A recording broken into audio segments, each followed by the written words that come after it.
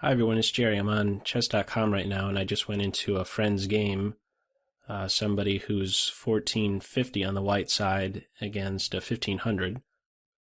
And this was a 10-minute game, and a very brief one, 15 moves, but still some instructional points to see with this one. I skimmed through it prior to going over it right now. So let's have a look. Knight f3, d5, c4. No issues so far. Black's capturing. As soon as this capture takes place, one of the things I point to already, or I start thinking about, is the central majority. In an ideal world, it'd be really nice for white to have both pawns on the fourth rank. But okay, queen a4, the pawn is picked up. And now e6. This is the first problem I have in this game, e6. e6 is a move that's helpful to the king bishop, but not so helpful to the queen bishop. A better move would be e5 to throw a pawn in the center and keep both diagonals opened. Now, surprisingly enough, after e6 we have a similar, I think we could call it, I don't know, a mistake or an inaccuracy, or maybe just not thinking about the development of both bishops. We have the move e3, which is doing the same thing, helpful to the king bishop but not the queen bishop. A better move, instead of e3, would be d4. Still staying out of the way of both bishops. And maybe, as white, you'll still play e3, but maybe you'll get the bishop out first, like, let's say, knight f6. Bishop g5, and then if you really want to play your pawn just one step, you could do that, and he's at least active.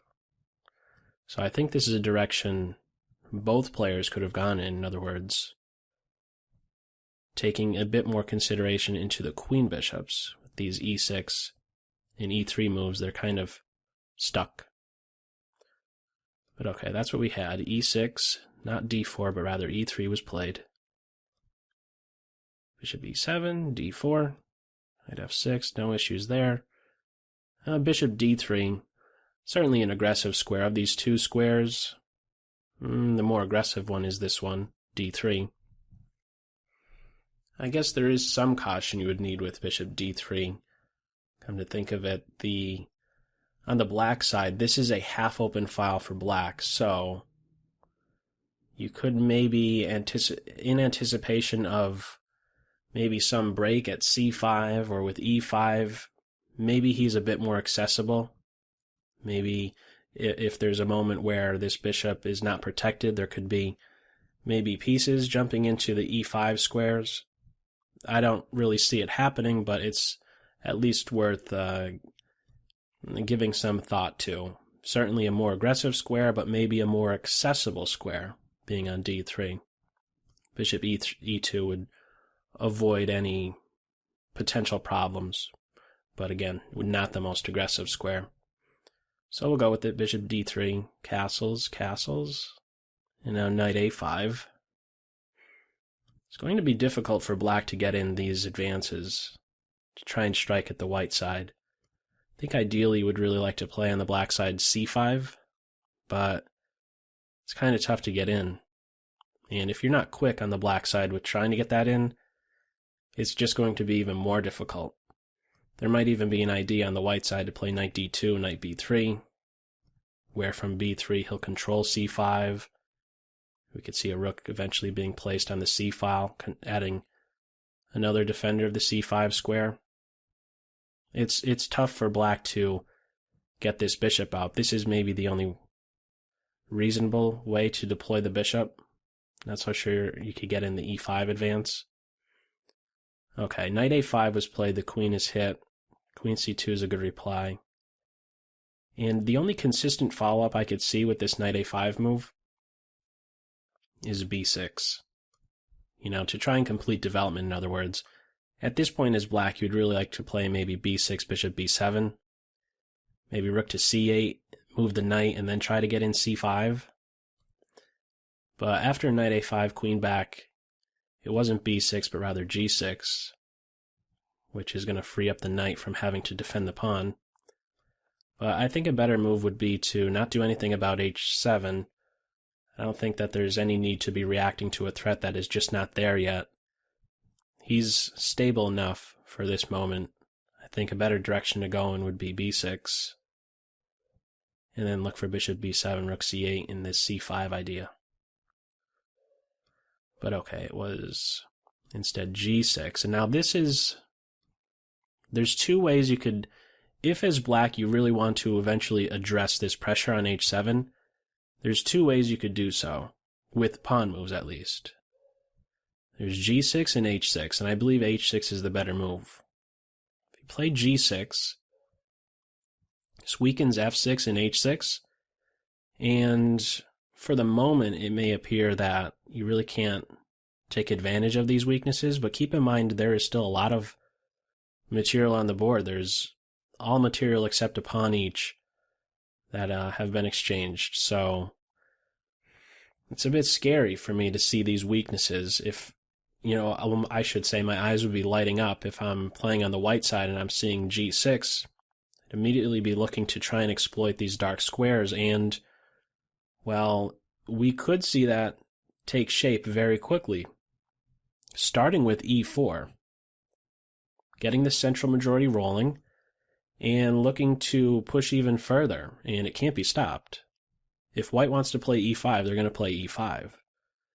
And what's going to happen then is that white will have a pawn controlling a permanent weakness, f6, which will then place a great value on the dark square bishop. He will become that much more important for black to hang on to so that he watches over the f6 square. As an example, well, let me just point out, after g6, the move that was played was bishop d2, hitting the knight. But I believe immediately going for e4 would be really good, right? You could do one better instead of bishop d2 with tempo on the knight. What about bishop h6 with tempo on the rook? More active square, and he's going to be a giant pest on the h6 square, right? You could already start to think about mating nets down the line, the back rank stuff. Controlling that g7 square becomes very awkward for the black king position. Black may very well find it necessary to exchange dark square bishops, being that this bishop is so well placed on h6. A sample line might run as follows. Let's say, I don't even know what to suggest for black here. It's quite difficult. Let's say this move, getting the knight back into play. Bishop h6. Let's say the knight goes in here and even picks up the bishop. Eventually this rook has to react. Now comes e5, knight here, and we can already think about developing with knight c3 and this particular maneuver. Let's just say b6, this one right here, knight d2 to e4, with ideas of exchanging the knight and dropping into this f6 square. Again, I'm just showing this variation to highlight a way that you can, as white, try to exploit these dark squares that black gave you with the g6 move. Okay, so maybe just some food for thought, a direction you could go in. That's why I'm really seeing this h6 move, if you're going to address this type of pressure, that's why I'm seeing the h6 move as better when compared to g6. But okay. Instead it was g6, bishop d2. The knight returns. Knight c3 now allows this fork. I think as white, it's better to invest this tempo a3 and only then deploy the knight and then rook to c1. But as it was in this game, knight c3, knight b4. Light square bishop's now gone. And after c5, rook c1, takes. After the knight recapture, this is a losing move. But yeah, a better move would be pawn takes. White has an isolated pawn, but again, this diagonal is opened up. Bishop h6 starts to look very appealing. Or even queen takes would be a better choice. But what played out in the game is after knight takes, black simply exploits this pin and will be winning material.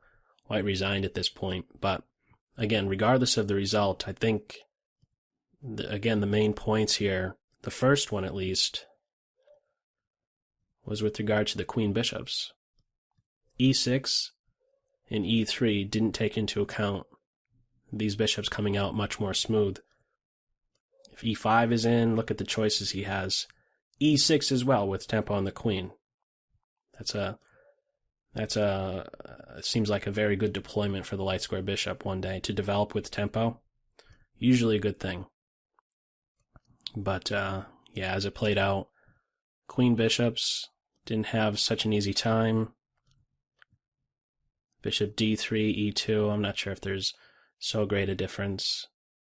Knight a5 with the follow-up of b6 would have maybe been better. And g6, again, we saw ideas of trying to exploit these dark square weaknesses. But after that, we just had this tactic eventually with the pin. But nevertheless, I hope there was still something to take away from this brief game from both sides of the board. So that's all for now. Take care. Bye. Let's say instead of this move, it was a dummy move. If after d5 now and c5, b6, b4, a5, this will be broken down. It's much different now that the pawn is not on a3.